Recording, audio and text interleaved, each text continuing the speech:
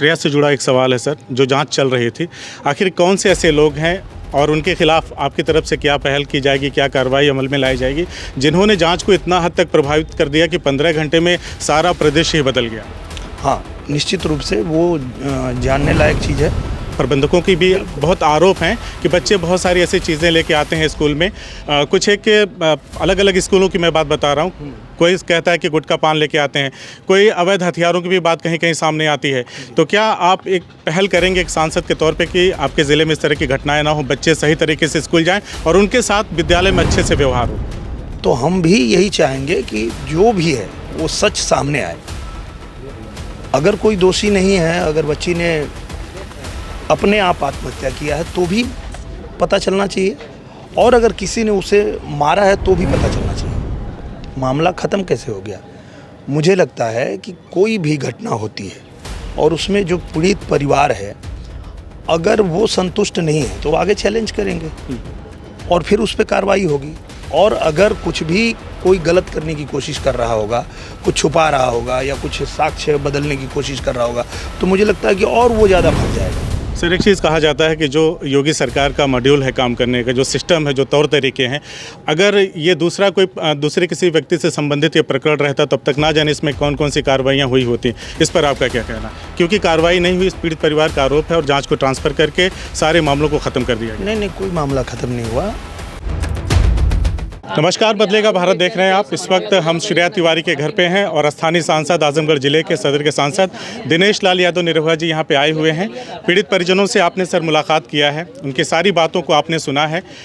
उन सारी बातों पे आने से पहले मेरा पहला सवाल आपसे यही रहेगा सर कि इतना देर क्यों हो गया? क्योंकि बहुत सारी बातें होने लगी कि स्थानीय सांसद जी नहीं आए, तमाम चीज़ें हुई। मैं चाहता हूँ उसका कारण आप स्पष्ट कर दें ताकि ज़िले की जनता को ये पता रहे कि आप क्यों देर से पहुँचे। हाँ, जब ये घटना हुई तो हम लोग दिल्ली में थे, सदन चल रहा था जी। कल ही सदन ख़त्म हुआ, तो उसके बाद हम लोग सीधे आए हैं और आ करके और मिल करके उनसे सब कुछ जान रहे हैं। तो जैसा कि इन्होंने बताया कि महाराज जी को इन्होंने अपना आवेदन दे दिया है, जहाँ जहाँ इनको शक लग रहा है। कानूनी प्रक्रिया जो हुई है, जहाँ पे इनको संतुष्टि नहीं है उसके खिलाफ इन्होंने लिख दिया है मुख्यमंत्री जी को, और उन्होंने आश्वासन दिया है तो आगे सही प्रक्रिया जो है वो होगी। इनका ये कहना है कि ढंग से हम अपनी बातों को नहीं रख पाए हैं। मुख्यमंत्री जी ने शायद वो जमानत और तमाम चीज़ों पे बातें सही से रख नहीं पाए, तो इस पर आपकी तरफ से क्या पहल होगी? नहीं, पर इन्होंने आवेदन में सब कुछ लिखा है। मैंने पूछा, वही मैं बात करना चाह रहा था कि अगर आप नहीं भी बता पाए तो आपने लिखा है, तो जो भी लिखित वहाँ पे आवेदन जाता है उस पर बारीकी से अध्ययन करके और उस पर कार्रवाई होती है। तो वो इन्होंने अगर लिख के दिया है तो इस बात की भी चिंता करने की आवश्यकता नहीं कि ये बता नहीं पाई। वो लिखित में जो गया है उसी पे पूरा जांच होगी।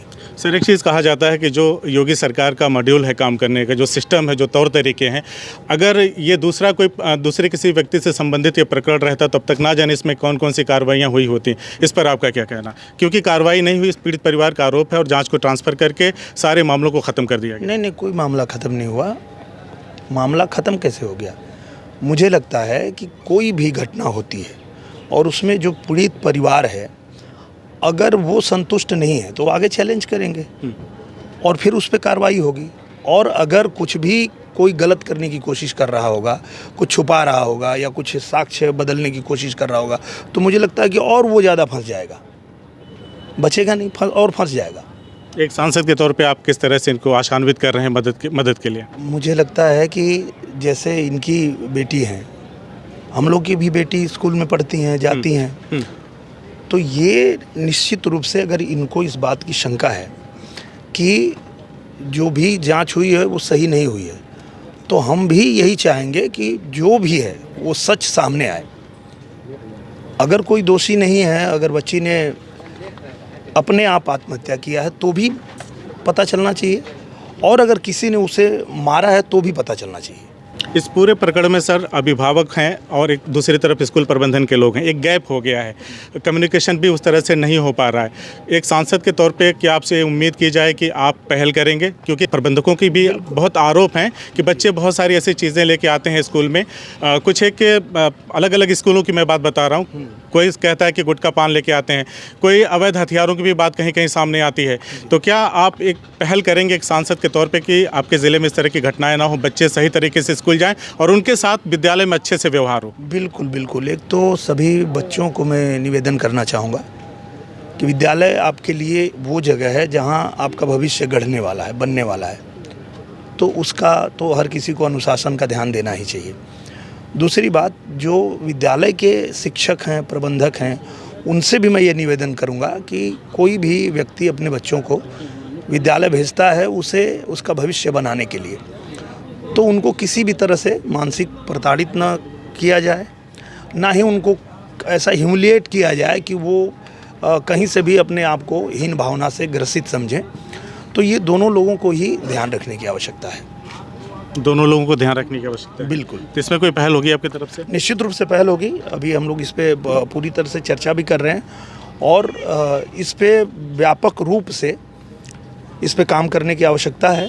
और सिर्फ यही नहीं, आजमगढ़ ही नहीं, पूरे देश, पूरे दुनिया की ये बात है कि जो बच्चे इस तरह से अगर स्कूल में गए हैं, उनके साथ कुछ भी दुर्घटना हो जाती है, तो उसका ध्यान रखना हम सबका कर्तव्य है और उसके लिए क्या करना चाहिए वो सबको मिल के करेंगे। श्रेया से जुड़ा एक सवाल है सर, जो जांच चल रही थी, आखिर कौन से ऐसे लोग हैं और उनके खिलाफ आपकी तरफ से क्या पहल की जाएगी, क्या कार्रवाई अमल में लाई जाएगी, जिन्होंने जांच को इतना हद तक प्रभावित कर दिया कि 15 घंटे में सारा प्रदेश ही बदल गया? हाँ, निश्चित रूप से वो जानने लायक चीज़ है और वही इनका आरोप भी है और वही आरोप पत्र इन्होंने मुख्यमंत्री जी को दिया भी है। तो उस पर हम लोग आगे बात करके और उस पर तत्काल कार्रवाई करवाएंगे कि ये हुआ कैसे, क्या हुआ, इसकी जांच पूरी तरह से हो और जो भी सच है वो सामने आए। बहुत शुक्रिया सर। मैं माँ से सीधा बात करना चाहूँगा, कितना संतुष्ट हैं आप सांसद जी के आश्वासन से? मैं बहुत संतुष्ट हूँ, क्योंकि प्रशासन से तो यहाँ मैं संतुष्ट ही थी, लेकिन अब सरकार ने अगर उम्मीद की है तो आगे मुझे विश्वास है कि आगे मुझे न्याय मिलेगा मेरी बच्ची को। हाँ, आपने एक बात और कही कि हम ढंग से अपनी बात को योगी जी के सामने रख नहीं पाए, तो सांसद जी से आपने उस बात को रखने की बात हाँ, कही? मैंने पूरी बात अपनी रखी है, क्योंकि उनके पास उतना समय नहीं था, वो 500-600 लोगों को देखना था, लेकिन ये हमारे घर आए थे तो हमने अपनी पूरी बात इनसे रखी है और मुझे मालूम है कि ये जाके वहाँ हमारे मुख्यमंत्री जी से ये बात करेंगे तो ज़रूर हमारी आवाज़ वहाँ तक पहुँचेगी। कितनी उम्मीद है कि न्याय मिल पाएगा? पूरा सर उम्मीद है और बातों से बहुत ज़्यादा उम्मीद है कि अब हमको न्याय मिलेगी। न्याय मिलेगा जी। क्या कहेंगे योगी जी से न्याय के लिए, आपका क्या कहना है? बस उनसे यही कहेंगे कि हमको न्याय मिलेगी और आपकी सरकार है तो बेटियों के लिए आपने तो ऐसे भी मुहिम चलाई ही है, बस मुझे कहीं ना कहीं इस चीज़ से संतुष्टि मिल जाएगी। बच्ची तो वापस नहीं आएगी, लेकिन कहीं ना कहीं मुझे ठंडक लगेगा कि चलिए जिन्होंने अपराध किया था कम से कम वो अब और किसी बेटी के साथ ऐसा अपराध नहीं कर पाएंगे। चलिए, हमने बातचीत किया स्थानीय सांसद दिनेश लाल यादव निरहुआ जी से। उन्होंने हमारे हर सवाल का जवाब भी दिया और पीड़ित परिजनों से हमने बातचीत की है। वो सांसद जी से मुलाकात करने के बाद कह रहे हैं कि हम पूरी तरह से मुतमईन हैं, उन्हें भरोसा है कि अब उन्हें न्याय मिलेगा।